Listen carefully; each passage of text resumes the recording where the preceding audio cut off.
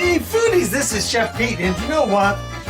I have here a couple of lamb shanks. And what is a lamb shank, you ask? Oh, okay. What is a lamb shank? It comes from the lower part of the leg of the sheep, okay? So the lamb, right? And I'm going to read you what I wrote this morning.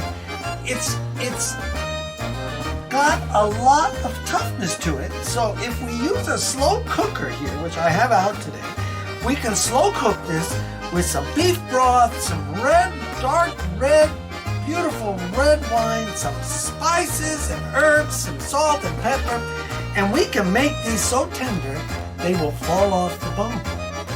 Okay?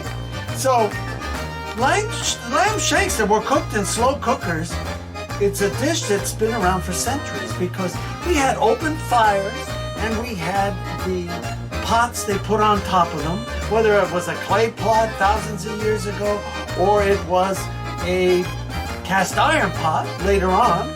And they have been around for their hearty flavor and their tender texture after you slow cook them for hours.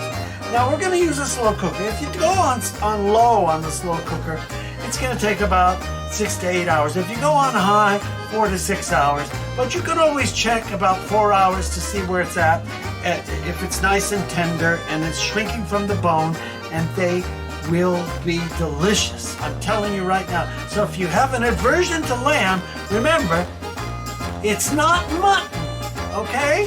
This is spring lamb that comes from the United States that's beautifully harvested, and we get delicious taste of lamb. So if you put it with mashed potatoes, you could put it with rice, you could put it with pasta, a little red wine reduction because that's what I'm going to put inside the pot. And then we have our beautiful lamb shanks, and here they are. Lamb shanks that if you've never eaten lamb before, give it a try. But remember, lamb is a delicious protein that we like to have in our house, and I hope you guys do too. So, this is Peter Carpizzo's. We're going to come back and we're going to show you how to get these in your slow cooker and do what we need to do. But here's something I need to tell you. I typed a recipe out for this, like I type all of them. Today we're going to put it in the comments section. You'll find this recipe with the onion and the veggies and the celery and some carrots, or you can leave those out, put them in. I've got them in the recipe. I'm not going to put them in today. I'm just going to put some vegetables later. I'll steam and put them on the side rather than to cook them in here, but that's purely up to you.